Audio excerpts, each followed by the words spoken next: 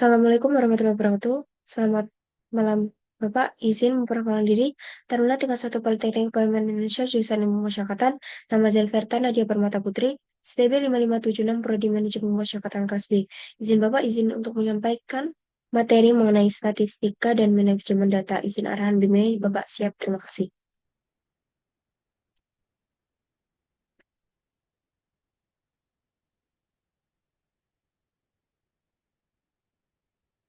Bab 1 mengenal statistika. Pengertian dari statistika itu, statistika sendiri itu merupakan suatu ilmu. Statistik merupakan kumpulan angka yang tersusun dari satu angka. Nah, kegiatan statistik ini ada empat. Yang pertama adalah pengumpulan data, penyusunan data, pengumuman dan pelaporan data, dan analisis data. Jenis dari statistika ini ada empat. Yang pertama, statistika matematis, di mana untuk statistika ini berorientasi pada model konsep secara matematis, contohnya analisis regresi dan lain sebagainya. Kemudian statistika terapan itu berfokus pada pemahaman dan penerapan teknik dalam berbagai bidang ilmu, contohnya statistika sosial. Kemudian berdasarkan jumlah variabel terikat itu ada dua. Yang pertama adalah statistika univariat dan multivariat. Univariat ini melibatkan satu variabel terikat dan multivariat melibatkan lebih dari satu variabel terikat. Kemudian untuk berdasarkan asumsi distribusi populasi, itu ada dua. Yang pertama adalah statistika parametrik dan non-parametrik. Parametrik ini berdasar pada asumsi distribusi normal. Non-parametrik itu tidak berdasar pada distribusi normal. Kemudian berdasarkan fase atau tujuan analisis ada dua. Yang pertama adalah statistika deskriptif, di mana mengabarkan data yang telah dikumpulkan menjadi informasi. Contohnya, yaitu penyajian data, ukuran pengusutan, dan lain sebagainya. Kemudian statistika inferensial atau induktif itu untuk mengetahui populasi berdasarkan sampel dengan suatu analisis atau interpretasi data menjadi suatu kesimpulan. Contohnya metode sampling dari penderaan dan lain sebagainya. Kemudian, pembagian data menurut sifatnya itu ada dua. Yang pertama adalah data kualitatif, di mana itu menunjukkan suatu non-angka, contoh jenis kelamin. Kemudian data kuantitatif itu berupa angka, contohnya adalah berat badan. Nah, ini data kuantitatif itu berupa data diskret dan kontinu, di mana data diskret itu berasal dari hasil penghitungan, kemudian data kontinu itu berasal dari pengukuran. Kemudian data berdasar sumbernya itu ada dua, internal dan eksternal, di mana internal itu bersumber dari suatu organisasi itu sendiri. Kemudian eksternal itu didapat dari luar organisasi, seperti dari BPS, LIPI, dan lain sebagainya. Kemudian data menurut cara memperolehnya itu ada dua. Yang pertama adalah primer dan sekunder, di mana primer itu didapat langsung dari respondennya, bisa berupa kuesioner atau wawancara, dan data sekunder itu diperoleh dari pihak ketiga, seperti World Bank. Kemudian data menurut waktu pengumpulan itu ada dua. Yang pertama adalah data berkala dan cross section, di mana data berkala itu merupakan data yang dikumpulkan dari waktu ke waktu seperti penjualan produk selama 5 tahun. Kemudian cross section itu didapat dari suatu periode tertentu seperti hasil sensus pada 2020. Kemudian skala pengukuran itu ada skala nominal, di mana itu angka hanya berfungsi untuk sebagai label atau simbol saja. Contohnya jenis kelamin pria satu, wanita dua. Kemudian skala ordinal itu sebagai nominal juga menunjukkan urutan atau tingkatan. Contohnya juara satu, dua, tiga, seperti itu. Kemudian skala interval itu skala juga menunjukkan suatu jarak, di mana contohnya suhu atau temperatur naik dari 20 derajat sampai 30 derajat. Nah, itu menunjukkan jaraknya itu 10 derajat. Kemudian skala rasio itu mencakup semua ukuran di atas ditambah satu sifat lagi. Nah, untuk contohnya itu, contohnya berat badan Andi 90 kilogram, Budi 60 kilogram. Otomatis berat badan dari Andi itu 1,5 kali berat badan Budi. Nah, kemudian masuk ke bab kedua yaitu pengumpulan dan penyajian data. Pengumpulan data ini bertujuan untuk mengetahui dan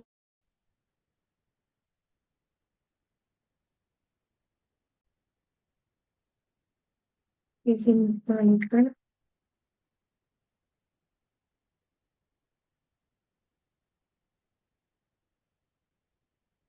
Nah, Pengumpulan data tadi bertujuan untuk mengetahui kebenaran terhadap suatu masalah yang sedang diteliti. Cara mengumpulkan datanya itu bisa berupa tes maupun non-tes.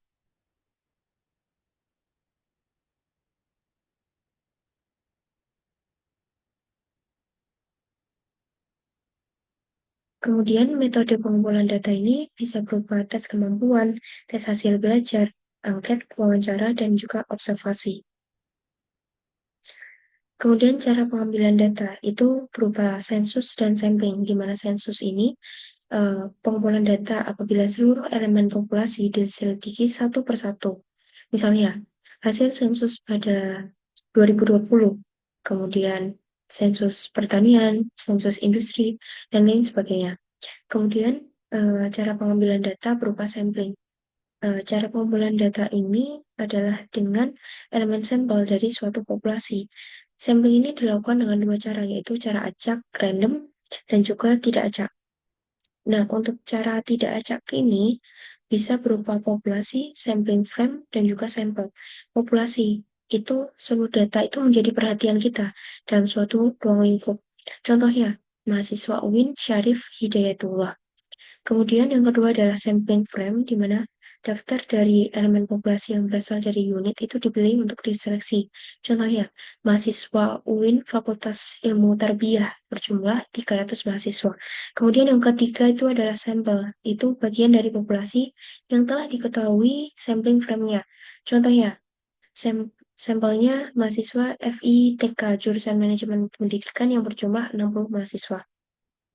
Kemudian alat pengumpulan data itu bisa menggunakan angket, kemudian bisa wawancara, dan juga bisa melakukan observasi atau pengamatan langsung. Kemudian masuk ke bab ketiga, yaitu ukuran pemusatan data. Yang pertama adalah min. Nah, min ini merupakan rata-rata. Jadi rumusnya sigma X per N, di mana sigma X ini adalah jumlah keseluruhan data, kemudian N itu adalah banyaknya data dalam populasi. Contohnya, diketahui 7 mahasiswa, nilai ujian 7 mahasiswa. Kemudian ini nilainya. Nah, nilai-nilai tadi dijumlahkan per 7 sama dengan jumlah tadi per 7, 80,7. Jadi ini adalah rata-ratanya. Kemudian untuk min group data, contohnya ini disajikan nilai dari mahasiswa. Kemudian datanya itu berupa kelas, kelasnya ini, kemudian frekuensi. Nah, yang akan kita lakukan itu adalah membuat suatu tabel, di mana tabel itu berisi interval, frekuensi, nilai tengah, dan fiksi. Nah, interval ini adalah kelas, kemudian frekuensi-frekuensi, kemudian nilai tengah ini diambil dari pertengahan interval. Jadi, 41, 48, 41, 42, 43, 44, 45, 46, 47, 48, 49.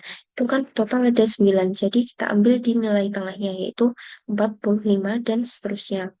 Kemudian, F kali C ini adalah perkalian antara frekuensi dan nilai tengah. Kemudian, frekuensi ini jumlah semua dan hasil dari F kali C ini dijumlah semua.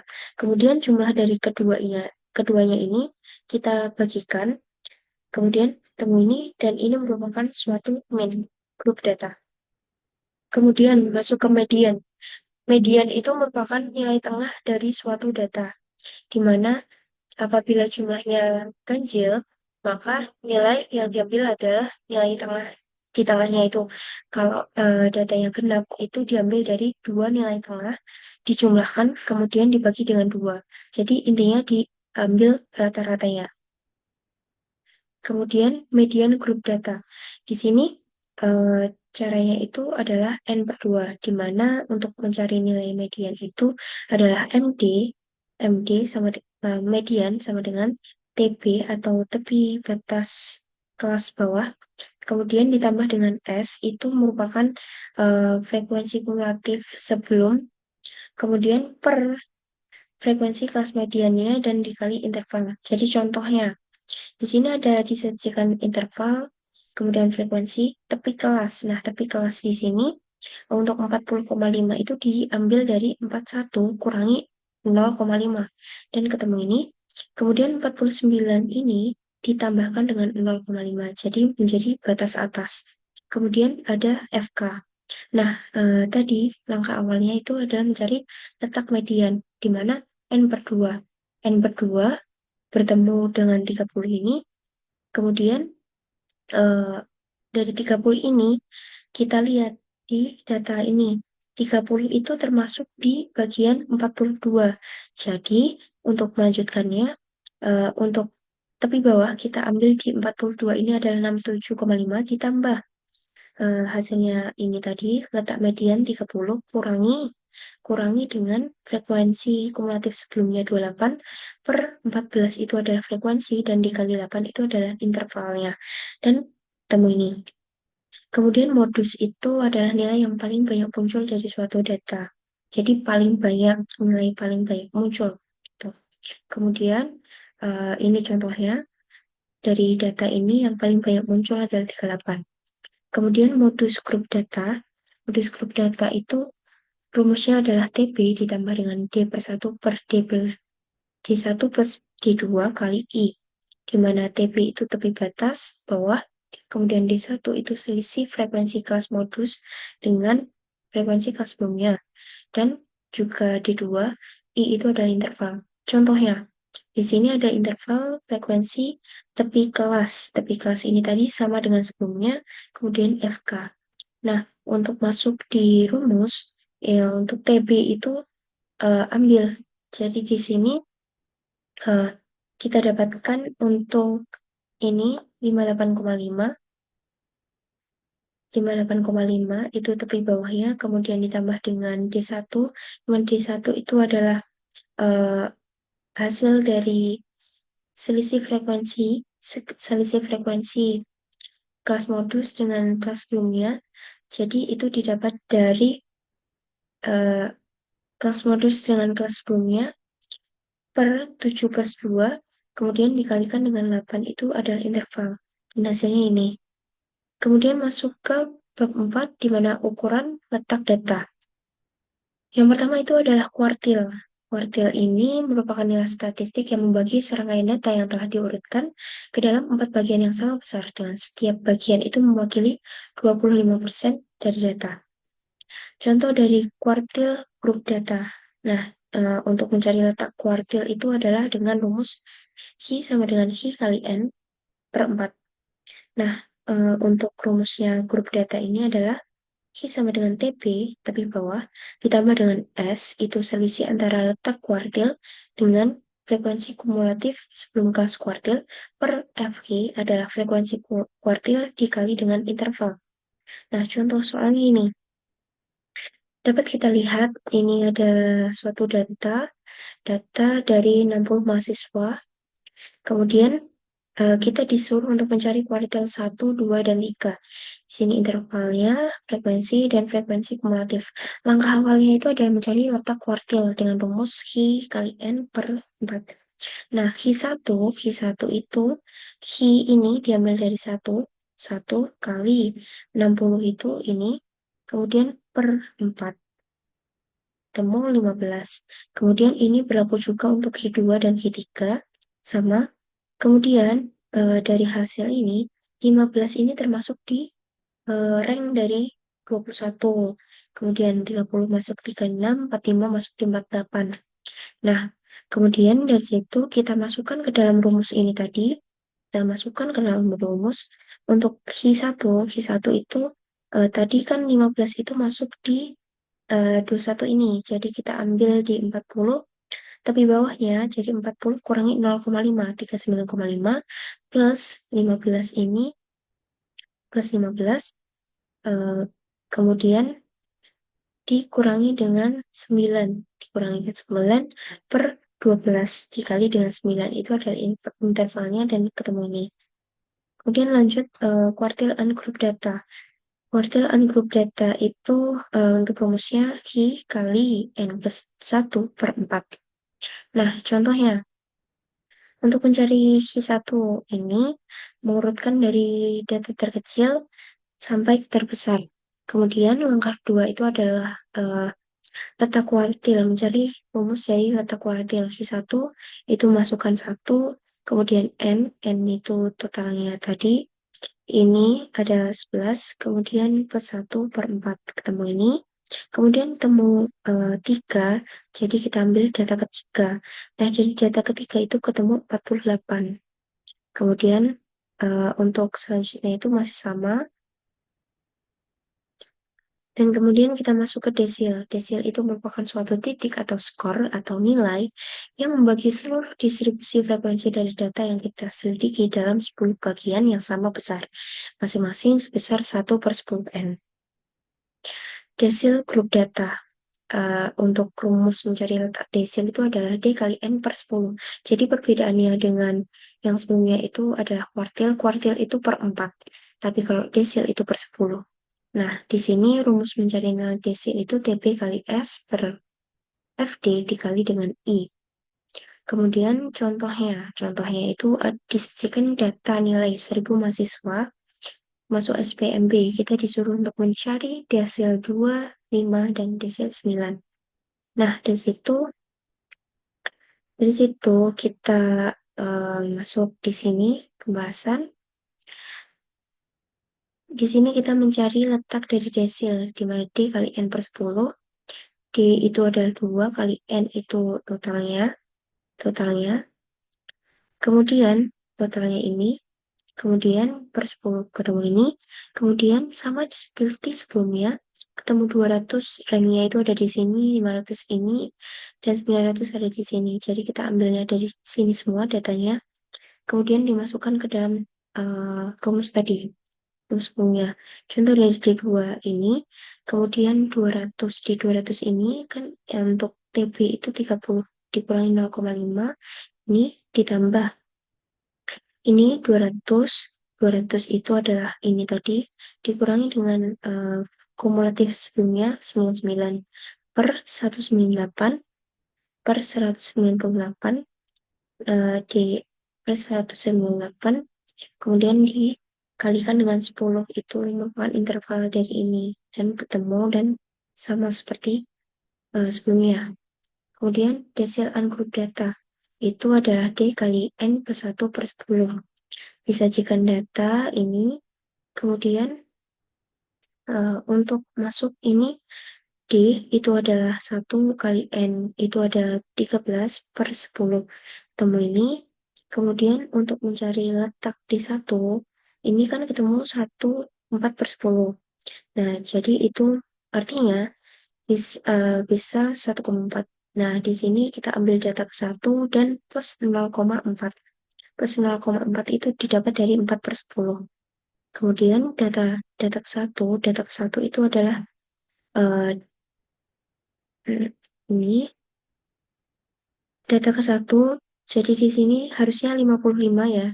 55 ditambah 4 per 10 itu ditambah 4 per 10 lalu dikali data kedua itu 35 dikurang data ke 1 55 gitu, dan seterusnya.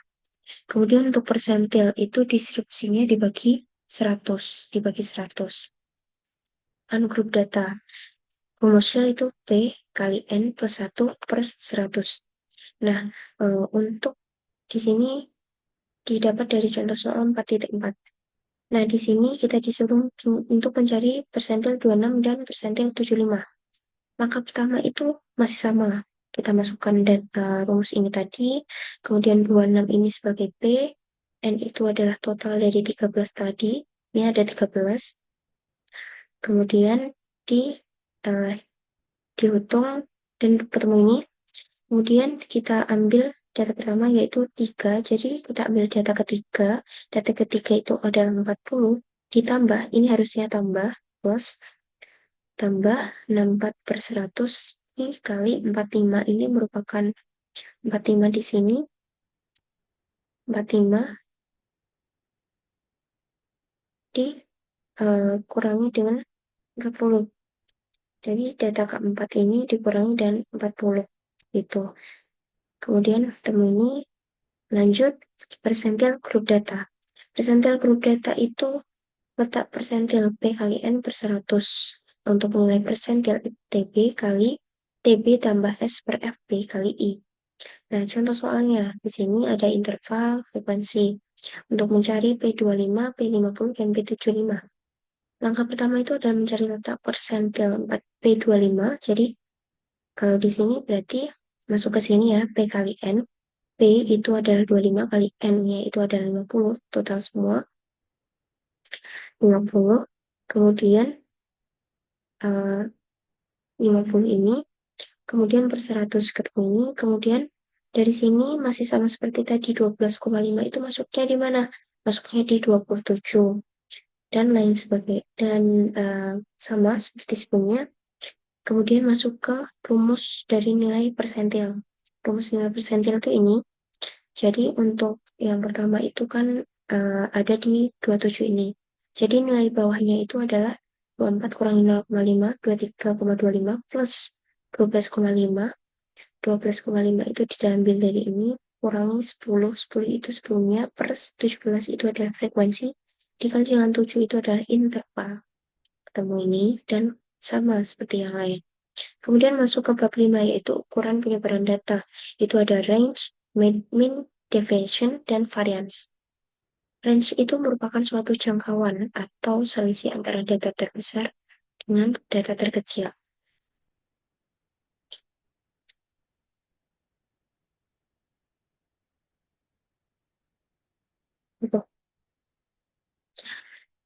Kemudian yang kedua itu adalah mean deviation atau rata-rata hitung dari nilai mutlak deviasi antara nilai data pengamatan dengan nilai rataan hitung. Kemudian yang kedua adalah variance, rata-rata hitung deviasi atau selisih kuadrat setiap data terhadap rata-rata hitungannya. Yang pertama adalah jangkauan, range. Itu diambil dari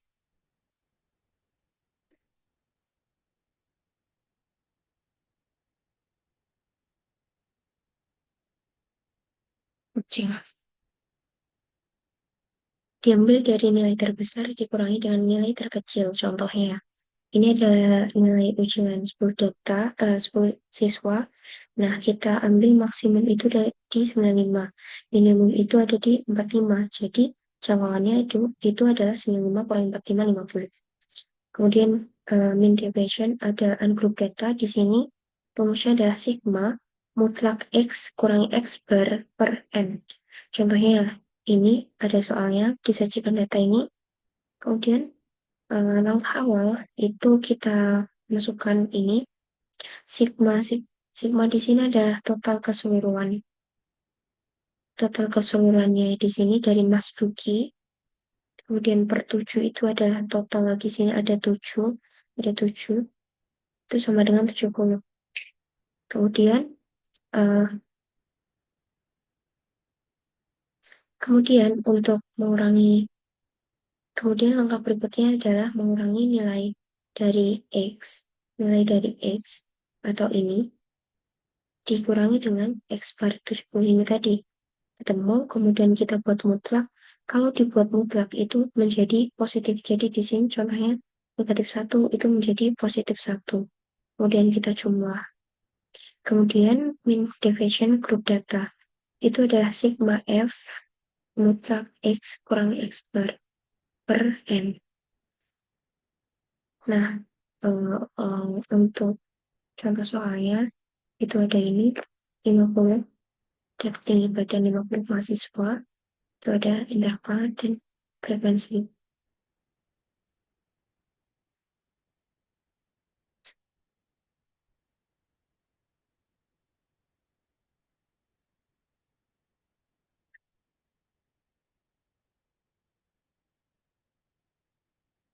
Nah, lanjut. Jadi di sini untuk pengerjaannya itu adalah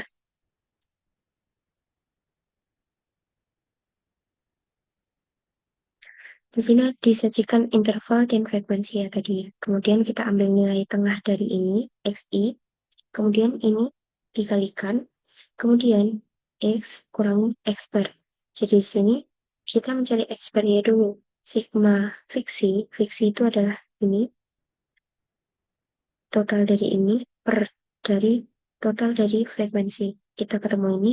Kemudian untuk X kurang X bar itu adalah 177,02 itu dikurangi dengan X-nya itu adalah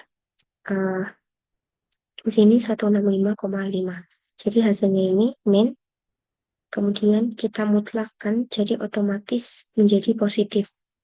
Min 11,52, di sini 11,52 ya seharusnya. Kemudian hasil dari ini kita kalikan dengan frekuensi dan menghasilkan ini kita cuma semuanya. Kemudian masuk ke rumusnya sigma F kali mutlak X per N. Nah, di sini sopo sih? Aku akan acak.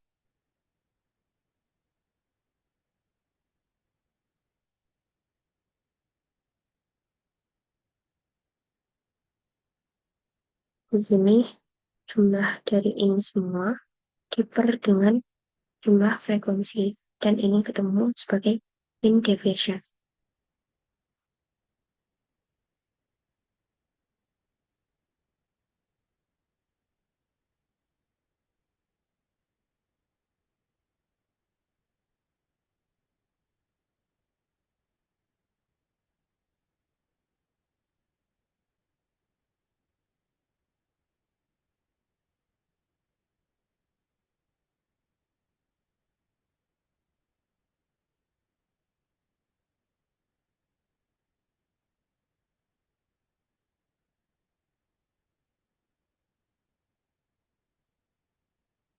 Kemudian lanjut ke variance ungroup data.